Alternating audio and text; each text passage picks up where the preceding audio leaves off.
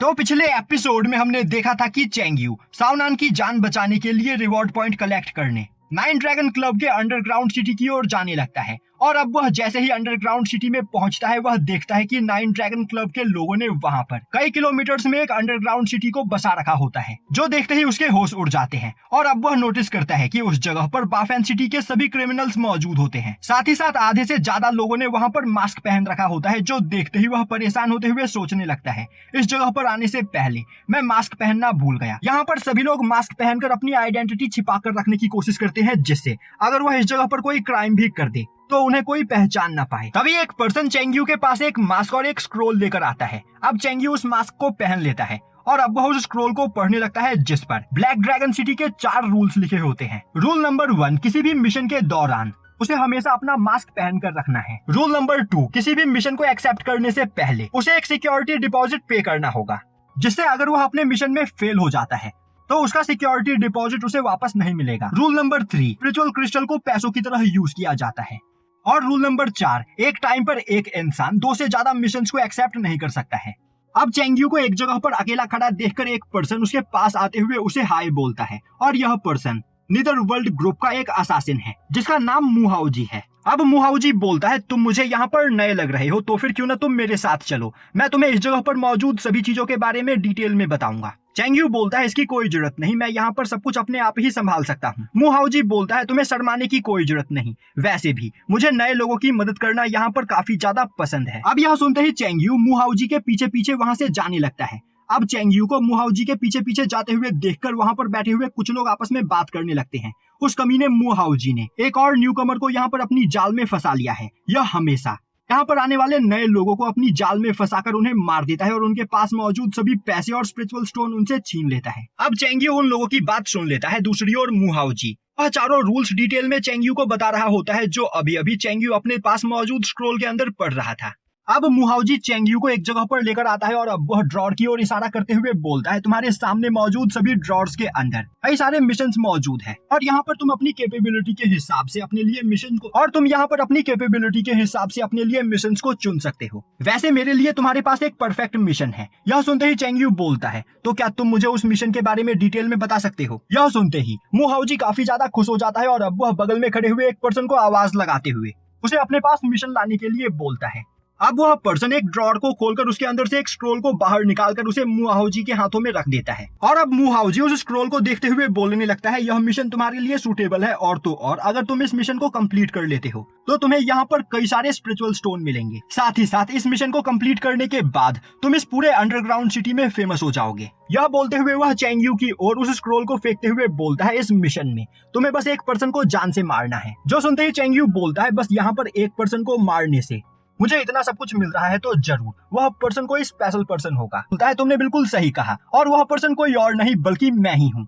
दूसरी ओर Cheng you तब तक उस स्क्रोल को ओपन कर चुका होता है, जिसका यह मतलब होता है कि चेंग यू ने उस मिशन को एक्सेप्ट कर लिया। तभी मुहाउजी चेंग यू के ऊपर अटैक कर देता है, पर चेंग यू उसके अटैक को डॉज करते हुए उससे दूर हट जाता है। अब मुहाउजी हंसते हुए बोलता है, अंडरग्राउंड सिटी में मिशन पवेलियन के पास कोई भी पर्सन ऐसे ही बात नहीं कर सकता है, पर अगर एक पर्सन दूसरे पर्सन को जान से मारने की कोशिश कर रहा हो तो यहाँ पर फाइट करना लाजमी है। और तो और तुम मुझे मारने के मिशन को एक्सेप्ट कर चुके हो, इससे यह साबित होता है कि तुम मुझे मारना चाहते हो, तो अब हमें इस जगह पर फाइट करने से कोई भी नहीं रोकेगा। यह बोलते हुए वह दोबारा से चेंग यू के ऊपर अटैक करता है, पर चेंग यू उसके अटैक को ब्लॉक कर लेता है।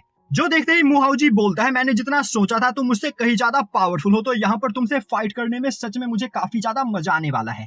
यह बोलते हुए वह दोबारा से चेंग यू के ऊपर अटैक करने के लिए आगे बढ़ता है, पर अब चेंग यू अपने डुअल डैगर्स को बाहर निकालते हुए मुहाउजी के वहां पर सभी अटैक्स को ब्लॉक करने लगता है। दूसरी ओर चेंग यू और मुहाउजी की फाइट को देखकर वहां पर खड़े सभी लोग आपस में बात करने लगते हैं। टाइम के साथ साथ मुहाउजी का एरोगेंट यहाँ पर बढ़ता चला जा रहा है और आज तक पता नहीं इसने यहाँ पर कितने न्यूकमर्स को जान से मारा है। और तो और मुझे यह बात समझ में नहीं आती है कि आखिर मुहाउजी हर बार अपने अपोनेंट से फाइट में कैसे जीत जाता है। तभी एक दूसरा पर्सन बोलता है, मुहाउजी एक असासिन है, जिस वजह से उसके पास कई सारे सीक्रेट वेपन्स हैं, जिनका यूज करते हुए वह हर बार अपने अपोनेंट्स को घायल करने में कामयाब हो जाता है और इसी वजह से आज तक मुहाउजी का एक भी अपोनेंट उसे मारने में कामयाब नहीं हो पाया है। तभी एक तीसरा पर्सन वहां पर आते हुए बोलता है, मुहाउजी जिन लोगों के लिए काम करता है वह लोग बहुत ही ज्यादा खतरनाक और पावरफुल है, इस वजह से भी मुहाउजी के अपोनेंट उसे मारना नहीं चाहते हैं, क्योंकि अगर उन्होंने मुहाउजी को मार भी दिया तो फिर फ्यूचर में उनके लिए काफी बड़ी प्रॉब्लम क्रिएट हो सकती है। और इसी वजह से मू हाओजी यहाँ पर इतना ज्यादा एरोगेंट हो गया है।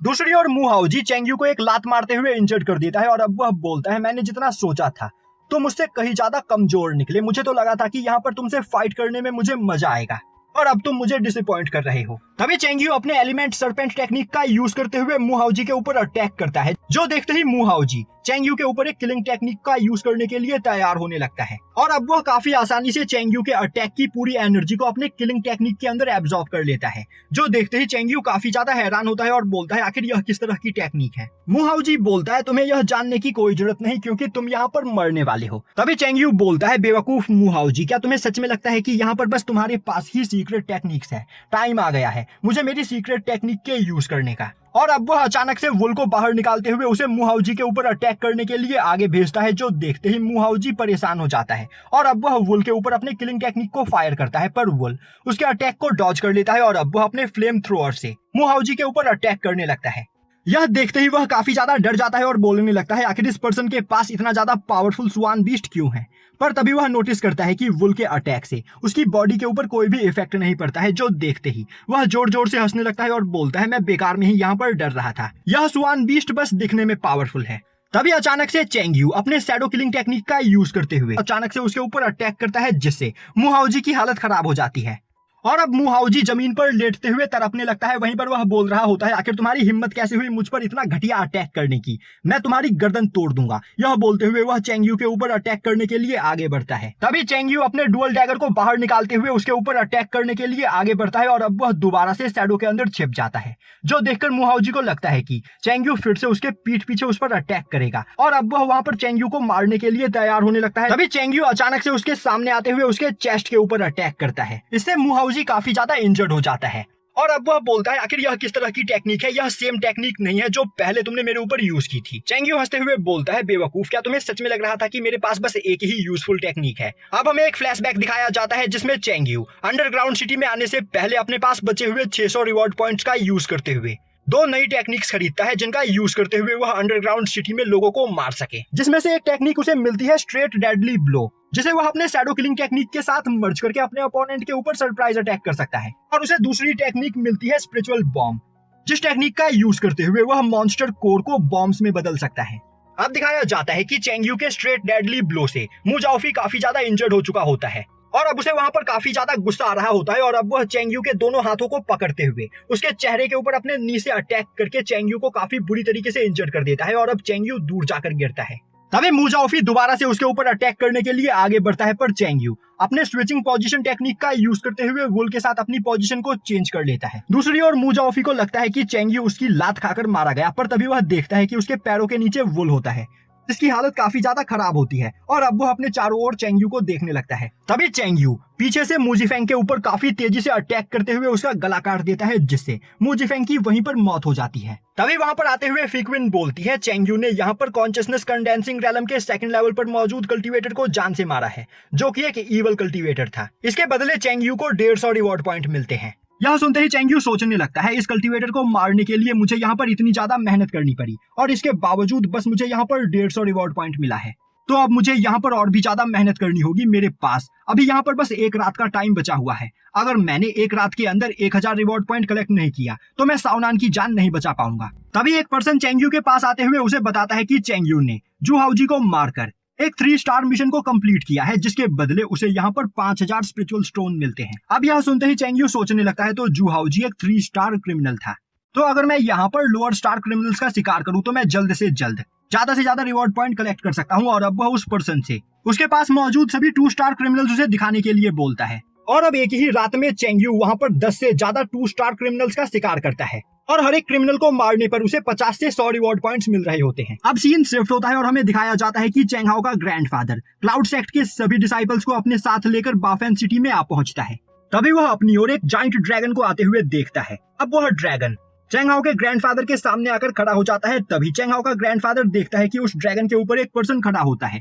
तभी वह पर्सन अपना इंट्रोडक्शन देते हुए बोलता है, मेरा नाम लिन यी है और मैं चेंगसाओ सेक्ट से बिलोंग करता हूँ और यहाँ पर मेरे फादर ने स्पेशली मुझे आपको वेलकम करने के लिए भेजा है। यह सुनते ही चेंग हाओ का ग्रैंडफादर काफी ज्यादा खुश होता है और बोलता है, तो तुम चेंगसाओ सेक्ट से बिलोंग करते हो, लिनी, तो मुझे बताओ कि आखिर तुम्हारे फादर आजकल यहाँ पर क्या कर रहे हैं। लिनी बोलता है, अंकल मेरे फादर यहाँ पर बिल्कुल सही है, और तो और आपके यहाँ पर आने की खुशी में उन्होंने इस जगह पर एक पार्टी रखी है और वह उस पार्टी में आपका इंतजार कर रहे हैं। तो मैं आपसे रिक्वेस्ट करता हूँ कि आप जल्द से जल्द मेरे साथ चलिए।